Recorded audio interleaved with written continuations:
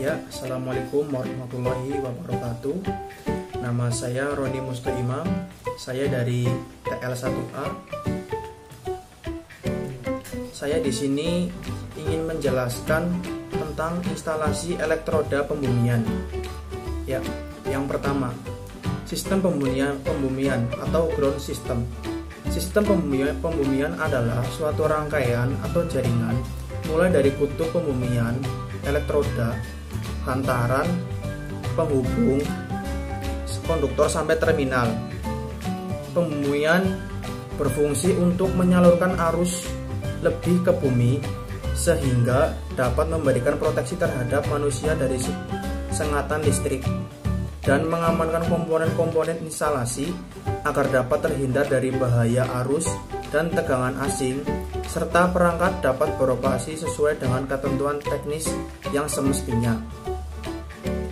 Pembumian merupakan salah satu faktor utama dalam setiap pengamanan peralatan atau rangkaian listrik. Untuk melakukan pengamanan tersebut, diperlukan perancangan pembumian sesuai standar yang berlaku, yaitu ada tahanan pembumian harus memenuhi syarat yang diinginkan untuk suatu keperluan pemakaian elektroda yang ditanam dalam tanah harus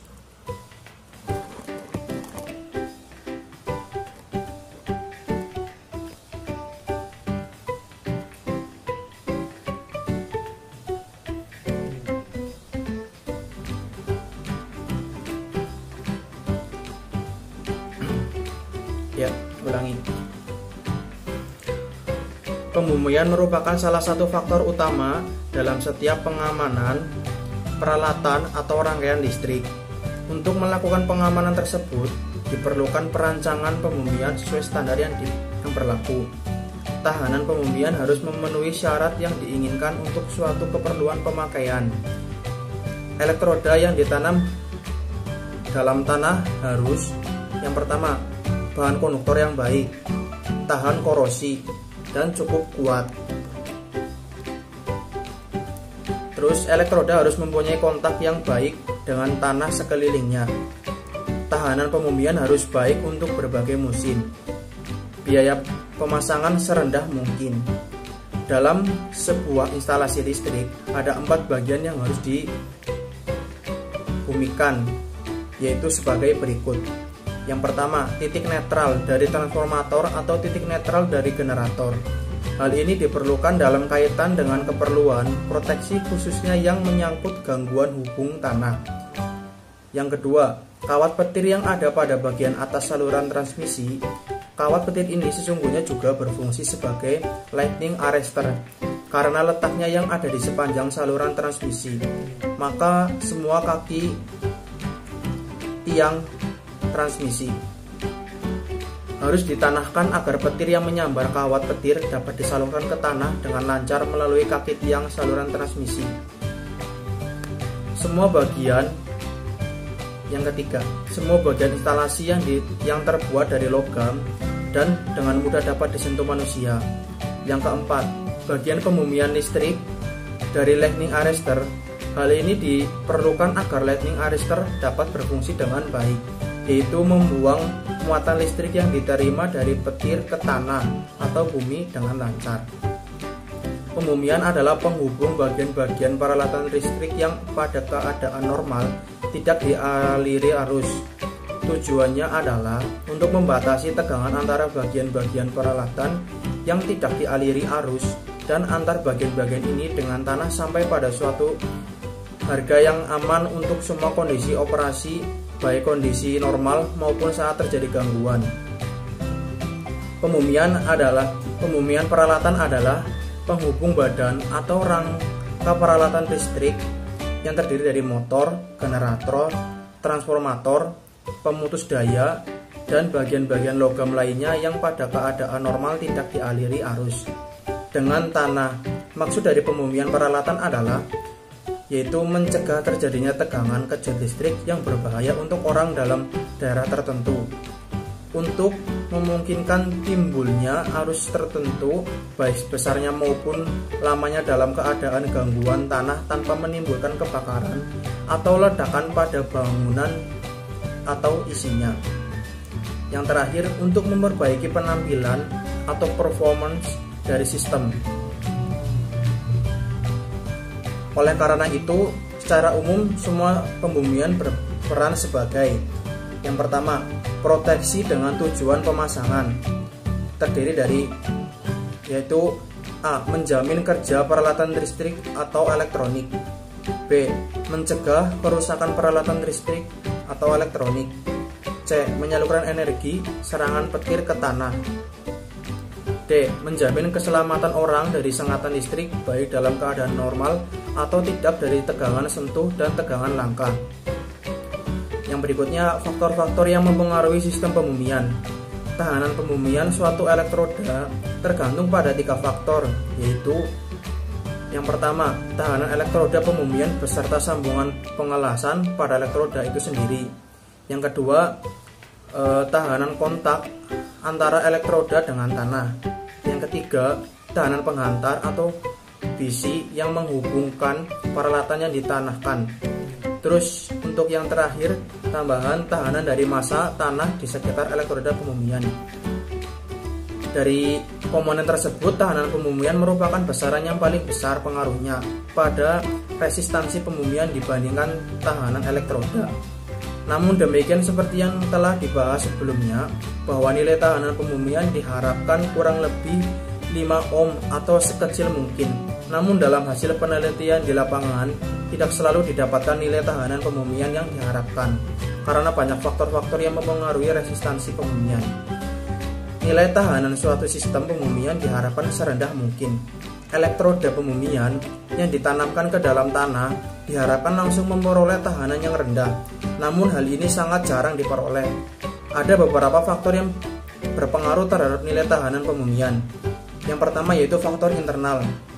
Bentuk elektroda. Ada beberapa macam bentuk dari elektroda itu sendiri yang banyak digunakan, seperti jenis batang, pita, dan plat. Jenis bahan dan ukuran elektroda. Sebagai konsekuensi peletakannya di dalam tanah, maka elektroda dipilih dari bahan-bahan tertentu yang memiliki konduktivitas sangat baik dan tahan terhadap sifat-sifat yang merusak dari tanah seperti korosi. Ukuran elektroda yang dipilih mempunyai kontak paling efektif dengan tanah. Prinsip dasar untuk memperoleh resistansi pembumian yang kecil adalah dengan membuat permukaan elektroda bersentuhan dengan tanah sebesar mungkin sesuai dengan rumus sebagai berikut. Yaitu di sini dengan R sebagai resistansi pembumian atau ohm, atau P resistansi jenis tanah, dan L panjang lintasan arus pada tanah, lalu A yaitu luas penampang lintasan arus pada tanah, satuannya meter persegi. Ukuran elektroda pembumian akan menentukan besar tahanan pembumian. Berikut ini adalah tabel yang memuat ukuran-ukuran elektroda pembumian yang umum digunakan dalam sistem pembumian. Tabel ini dapat digunakan sebagai petunjuk tentang pemilihan jenis bahan dan luas penampang elektroda pembumian. Ya, kita bisa lihat di tabel. Di situ ada 3 jenis elektroda, yaitu elektroda pita, elektroda batang, elektroda plat. Masing-masing memiliki lapisan yang berbeda, yaitu jumlah atau konfigurasi elektroda untuk mendapatkan tahanan pembumian yang diharapkan. Dan apabila tidak memenuhi standar yang ditentukan dengan satu elektroda, bisa digunakan metode paralel dengan cara menambahkan lebih banyak elektroda dengan bermacam-macam konfigurasi pemasangan di dalam tanah. Apabila hasil pengukuran belum mencapai 5 ohm, maka elektroda batang ditambah dengan jarak 2 kali panjang elektroda. Kedalaman pemancangan atau penanaman di dalam tanah. Untuk kedalaman pemancangan elektroda pembumian ini tergantung daripada jenis dan sifat-sifat tanah. Ada 2 kondisi, yaitu ada yang efektif ditanam secara dalam untuk jenis tanah yang kering dan berbatu. Namun ada pula yang cukup ditanam secara dangkal untuk jenis tanah seperti tanah rawa, tanah liat, dan lain-lain. Faktor eksternal. Sifat geologi atau karakteristik tanah. Tanah jenis ohmmeter merupakan nilai resistansi dari bumi yang menggambarkan nilai konduktivitas listrik bumi dan didefinisikan sebagai tahanan dalam ohm antara permukaan yang berlawanan dari suatu kubus 1 meter kubik. Pentingnya tahanan jenis tanah ini untuk diketahui karena tahanan jenis tanah mempunyai beberapa manfaat, yaitu yang pertama, beberapa data yang diperoleh dari survei geofisika di bawah. Permukaan tanah dapat membantu untuk diidentifikasi lokasi pertambangan, kedalaman batu-batuan, dan kejadian geologi lainnya. Ya, kedua, tahanan jenis tanah mempunyai pengaruh langsung terhadap korosi pipa-pipa bawah tanah. Apabila tahanan jenis-jenis tanah semakin meningkat, maka aktivitas korosi akan semakin meningkat juga. Ketiga, tahanan jenis lapisan tanah mempunyai pengaruh langsung dalam sistem pembumian. Ada juga faktor keseimbangan antara tahanan pembumian dan kapasitansi di sekelilingnya. Dan ada beberapa faktor yaitu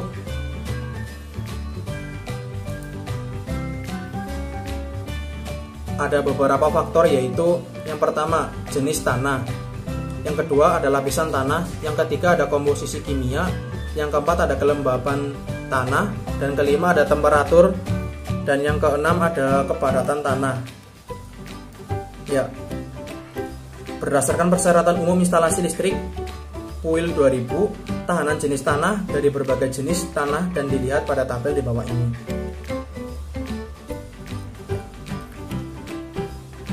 Kandungan air tanah. Untuk mengurangi variasi tahanan jenis tanah akibat pengaruh musim pembumian, dapat dilakukan dengan menanam elektroda pembumian sampai mencapai kedalaman di mana terdapat air tanah. Kadangkala kelembapan dan temperatur bervariasi di sekitar elektroda pembumian, sehingga harga tahanan jenis tanah harus diambil untuk keadaan yang paling buruk, yaitu pada keadaan tanah kering dan dingin. Tahanan jenis tanah akan dipengaruhi pula oleh besar kecilnya konsentrasi air tanah atau kelembaban tanah. Jika konduktivitas tanah semakin besar, maka tahanan jenis tanah semakin kecil. Kandungan air sangat berpengaruh terhadap perubahan tanah jenis, terutama kandungan air tanah sampai dengan 20%. Dalam salah satu tes laboratorium untuk tanah merah, penurunan kandung air tanah dari 20% ke 10%, menyebabkan tahanan jenis tanah naik sampai 30 kali. Kenaikan kandungan air tanah di atas 20% berpengaruh sedikit sekali. Tahanan pembumian tidaklah konstan karena terjadi perubahan musim dan kadar air dalam tanah. Kelembaban tanah, besar kecilnya konsentrasi air dalam tanah sangat mempengaruhi harga tahanan tanah. Makin lembab atau banyak mengandung air, makin kecil pula harga tahanannya. Juga telah kita ketahui bahwa air bersifat konduktif. Tanah yang kering atau tanah dengan konsentrasi air di bawah 10% mempunyai tahanan jenis tanah yang sangat besar sekali. Untuk itu dapat dilihat pada gambar di bawah ini.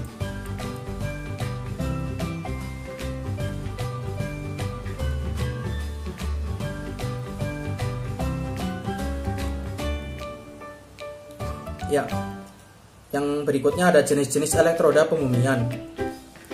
Ya, yang pertama ada elektroda batang, yaitu elektroda dari batang logam tembaga Cu atau copper rod atau ground rod berdiameter minimal 5-8 atau batang logam baja profil atau pipa galvanis berdiameter 1,5 yang dipancangkan secara vertikal atau horizontal dalam tanah sedalam 3 meter. Perlu diperhatikan pula dalam pemilihan bahan agar terhindar dari korosi. Elektroda ini mampu menyalurkan arus petir maupun untuk pembumian proteksi lain. Ukuran elektroda yang bisa digunakan adalah elektroda digunakan diameter 5-8 inch sampai 3/4 inch. Ya, yang kedua ada panjangnya itu sampai 4 feet. Ya, yang berikutnya yaitu spesifikasi dan pemasangan elektroda plat. Berbentuk yang pertama berbentuk pelat dibuat dari baja galvanis tebal 3 mm atau lembaran pelat tembaga tebal 2 mm dengan luas penampang 0,5-1 meter persegi. Ditanam dalam tanah vertikal dengan kedalaman bagian atau elektroda berkisar antara 0,5-1 meter. Ya.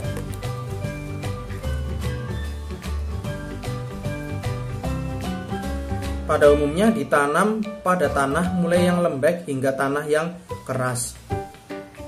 Dengan cara menanam vertikal, bagian atasnya dihubungkan dengan kawat BC dengan ukuran luas penampang yang sesuai.